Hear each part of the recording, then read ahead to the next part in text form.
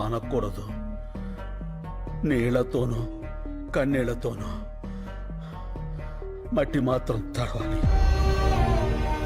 మన భూమి, మన ఊరు, మన నీరు ఎట్టి పరిస్థితుల్లోనూ వదలొద్దు. వీడు నన్ను చంపేసినా సరే అక్కడ విత్తు మొలవాలి. రైతు బతకాలి, బతకాలి, రైతు బతకాలి.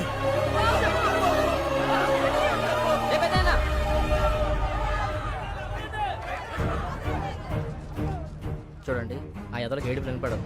అది వినిపించడానికి మీడియా ఉంది. అదంటే చిన్న ఛానల్, ఎవరికి తెలియదు. పెద్ద పెద్ద ఛానల్స్ ఉన్నాయి, పెద్ద పెద్ద న్యూస్ పేపర్లు ఉన్నాయి. నెంబర్లు ఇస్తాను, వాళ్ళ కాంటాక్ట్లోకి వెళ్ళండి. లేదంటే శంకర్ని చంపేస్తాను. ఆ నెంబర్లు ఇవ్వయ్యా. దినప్రభ. నమస్కారం అండి, నేను నీరూరు రైతులు మాట్లాడుతున్నాను. చెప్పండి, ఏమైనా జరిగిందా? మా శంకరాన్ని అన్యాయంగా అరెస్ట్ చేశారండి. ఈ రోజుల్లో మాక్సిమం అరెస్టులన్నీ అన్యాయంగానే జరుగుతున్నాయి. ఏదన్నా ఇంట్రెస్టింగ్ న్యూస్ ఉంటే చెప్పండి. ఇంట్రెస్టింగ్ అంటే ఏంటండి? జనానికి కావాల్సినవి. రైతు సమస్యలు జనానికి అక్కర్లేదా అండి? ఎవడికి కావాలయ్యా?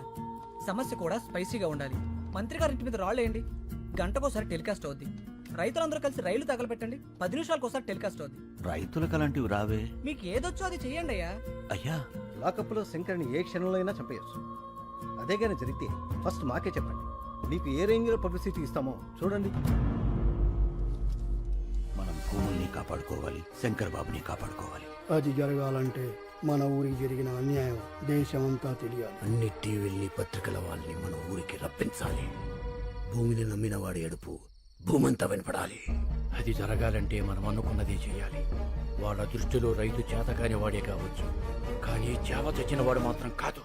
ఆ రోజు వాళ్ళు తీసుకున్న నిర్ణయం మాస్ సూసైడ్, ఆత్మహత్యలు. నా పేరు రాజు, డిటీవీ రిపోర్టర్ని. ఆ సంఘటన రికార్డ్ చేసింది నేనే. ఆ రాత్రి వాళ్ళు వచ్చి బాటిలింగ్ కంపెనీ ఏరియాకి నాకు తీసుకెళ్లారు. ఏమండి, వద్దండి, ఇది కరెక్ట్ కాదండి. మీకు దండం పెడతా, నా మాట వినండి. మా మతంలో ప్రాణం తీయటం, ప్రాణాలు తీసుకోవటం రెండు పాపమే, కానీ తప్పదు. మా ఊరి గురించి చావు తప్ప ఏదీ చెప్పదు. ఈ నీళ్లలో మా నెత్తురు కలుపుతున్నాం. ఫ్యాక్టరీనే మొదలైతే మీరు తాగేది రంగు నీళ్లు కాదు, ఆ రక్తపు నీళ్లు. మా శంకరాన్ని విడిపించండి, మా భూముల్ని మాకిప్పించండి. మా కన్నీళ్లను కూల్ డ్రింకుల్లాగా మే ఫ్యాక్టరీని ఆపించండి. ఇది మా చివరి కోరిక. కోత కోసి రైతుకు సహాయం చేసి కొడవలి పీక కోసి సహాయం చేస్తుంది.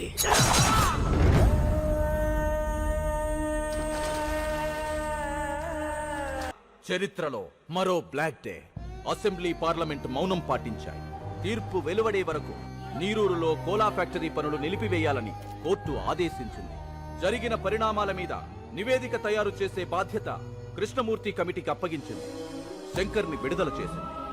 చనిపోయిన గ్రామస్తులు 6గురికి ప్రభుత్వం ప్రకటించిన 25 లక్షల ఎక్స్గ్రేషియాని గ్రామస్తులు తిరస్కరించారు. ఆ ఊరంతా కలిసి ఒక నిర్ణయం తీసుకుంది. కేసు తేలే వరకు మగవాళ్లెవ్వరూ ఆ ఊరిలో ఉండకూడదని. నీరూరు తరపున కోర్టులో పోరాడే బాధ్యతని శ్రీ శంకర్ గారికి అప్పచెప్పింది. కేసు నడిపించడానికి కావలసిన ఆర్థిక వనరులు శంకర్కి సమకూర్చడానికి రాష్ట్రాలు దాటి, దేశాలు దాటి కూలి పనులకు మగాళ్లంతా హైకోర్టులో పోరాడుతున్నాడు. ఇది జరిగి 3 ఏళ్లైంది. లక్షల కోట్ల నల్ల డబ్బున్న ఒక మల్టీనేషనల్ కంపెనీతో వేల రూపాయలు చూడని రైతు పోరాటం ఇంకా జరుగుతూనే ఉంది. ఇప్పుడు ఆ నీరూరు యువకులు ఎక్కడున్నారో, ఎలా ఉన్నారో చూద్దాం. శంకరన్న, బాగున్నావా? నేను రహీంని. చెన్నై రైల్వే స్టేషన్లో కంపార్ట్మెంట్లు క్లీన్ చేస్తున్నానన్నా. తొందరగా కేసు గెలిపించన్నా. మన ఊరొచ్చి వ్యవసాయం చేయాలని చాలా ఆశగా ఉందన్నా. శంకరన్న, బాగున్నావా?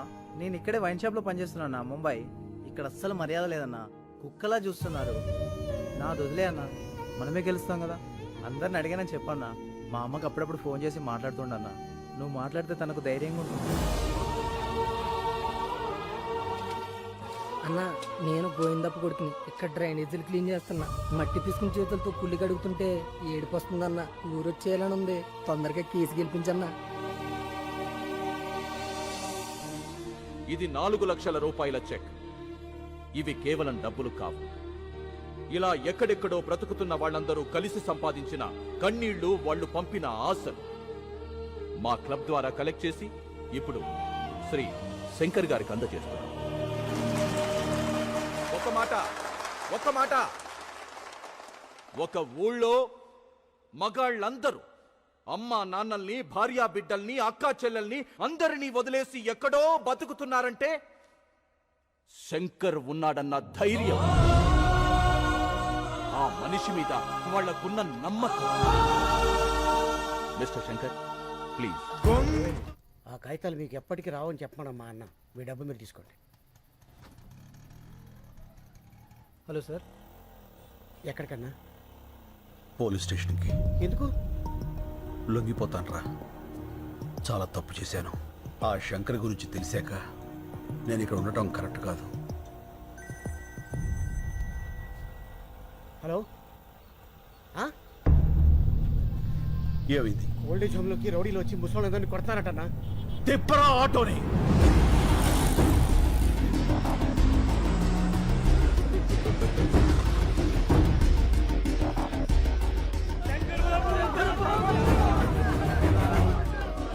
వేరే ముద్ర వేయలేదని ముసలోళ్ళమని కూడా చూడకుండా ఎలా కొట్టారో చూడు బాబు. అంబులెన్స్ ఫోన్ చేశారా? మళ్ళీ అంబులెన్స్ ఫోన్ చేయి. రండి బాబాయ్.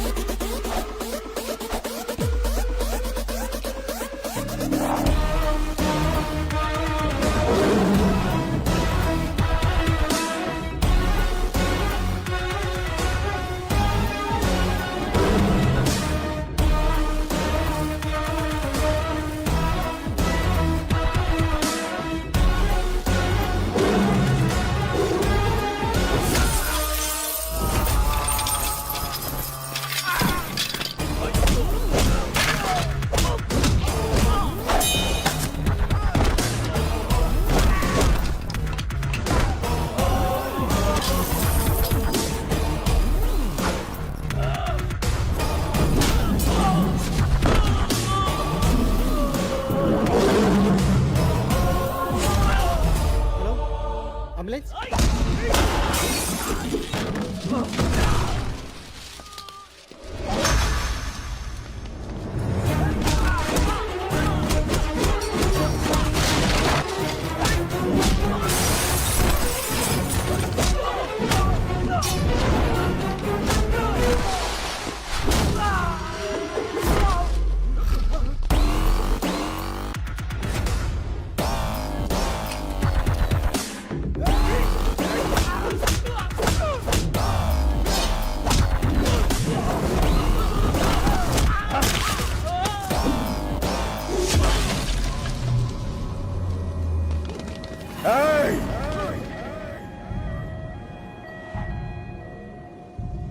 మళ్ళీ అంబులెన్స్ ఎక్కించరా.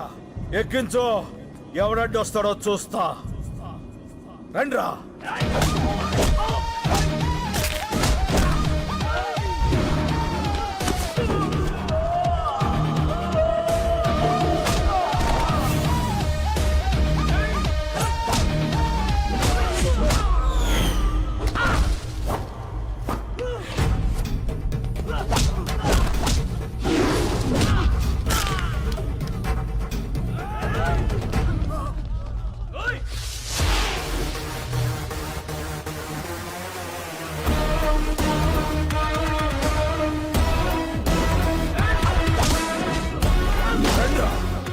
రండి రండి రండి.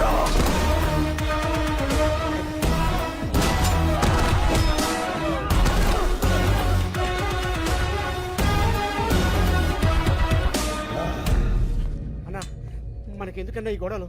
రా అన్న, పోదాం. సీనన్న. శంకర్, శంకర్, ఈ క్షణం నుంచి నేనే శంకర్. కేసు తేలే వరకు ఆ శంకర్ని అక్కడే ఉండని. అతనిది రైట్ వే, నాది వన్ వే.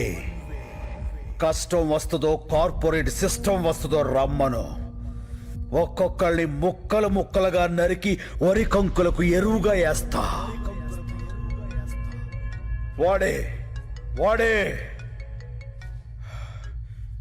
చెప్పు.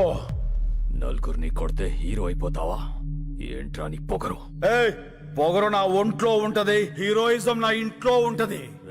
రేయ్, కార్పొరేట్ బీర్లు తాగిన బాడీ నీది, కార్పొరేషన్ నీళ్లు తాగిన బాడీ నాది.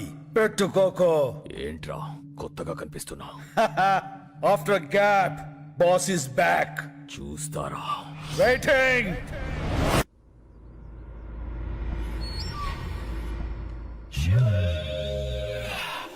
వస్తా నాగేశ్వరరావు. అలాగే అన్నా ఉడబండ పుచ్చి ఉడబండ పుచ్చి ఉడబండ పుచ్చి ఉడబండ పుచ్చి ఉడబండ పుచ్చి ఆపండి పుచ్చి ఆపండ్రా పుచ్చి ఆపండ్రా.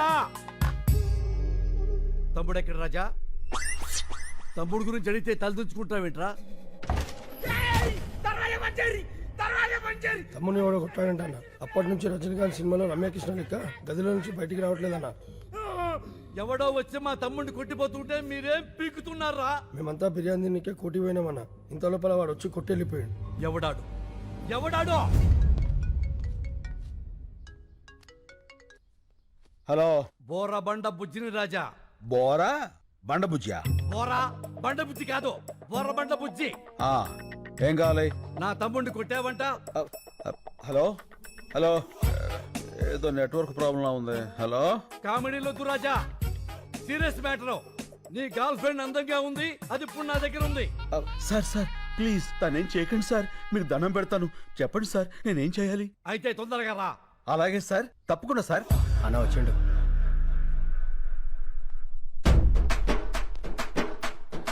శంకర్,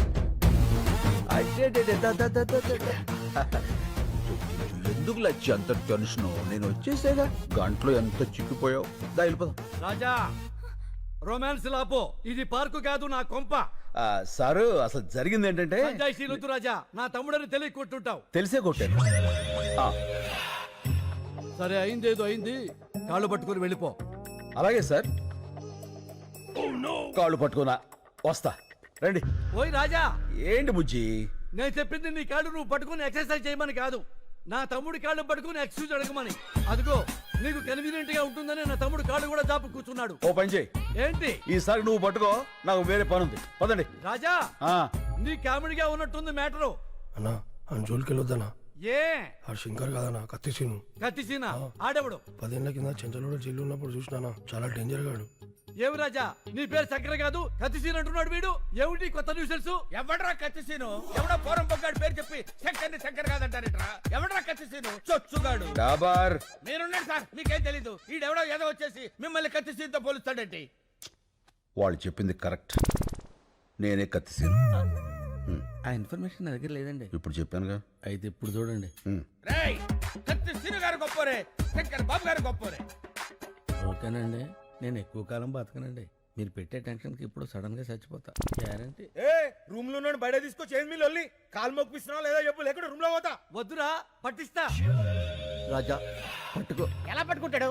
ఆడిని కొట్టింది కత్తిసీన శంకర అనేది క్లారిటీ రావాలి కదా. ఒక్కలో క్లారిటీ నాకే రాలా, ఆడికేమవుతుంది? వస్తుంది రాజా, తప్పకుండా వస్తుంది. మెయిన్ రాజా, ఒక్కసారి ఇలా రా. ఓకే. ఏంటి? అప్పుడు ఎలా కుట్టావో అలా కుట్టు.